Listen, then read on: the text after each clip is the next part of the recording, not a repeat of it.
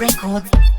Party we, everybody, party we, everybody, Innomas, 100%. Bari kubvunzana kuti uyu ndiani anenge munhu wakumhanya bani. Ndavabata kunge bhobhodhani ndakuvakanga sechibage mupani. Ndinoita zvandinoda ndakapombonoka kupinda paridhimu andimbononoka.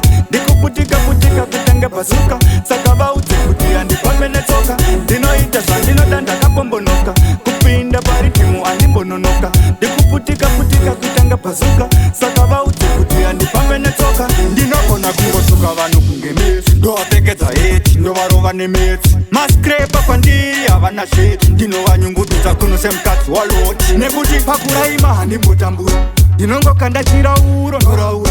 Yakapera kare nguva yekuyaura pegire mangoma ndinaro ndatakura.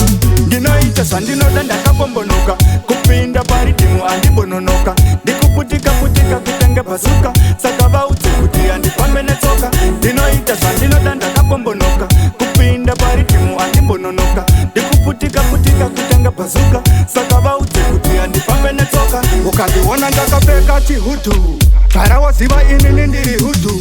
Kuremerwa nemusoro kunge gutsu ndakuva wandira ndakuva bata ngunzu.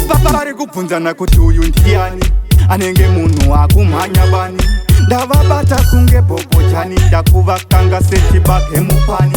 Ndinoita zvandinoda ndakapombonoka kupinda paridhimu andimbononoka. Ndikuputika kutange bhazuka saka vaudze kuti handifambe netsoka. Ndinoita zvandinoda ndakapombonoka kupinda paridhimu andimbononoka. Ndikuputika kutange bhazuka saka vaudze kuti handifambe netsoka. Ndinogona kungosuka vanhu kunge mesi ndovapfekedza heti ndovarova nemetsi. Maskrepa kwandiri havana sheti ndinovanyungududza kuno semukadzi waloti. Nekuti pakuraima handimbotambura ndinongokanda chirauro ndoraura. Yakapera kare nguva yekuyaura pegire mangoma ndinaro ndatakura. Ndinoita zvandinoda ndakapombonoka kupinda paridhimu andimbononoka. Ndikuputika kutange bhazuka saka vaudze kuti handifambe netsoka. Ndinoita zvandinoda ndakapombonoka kupinda paridhimu andimbononoka. Ndikuputika kutange bhazuka saka vaudze kuti handifambe netsoka.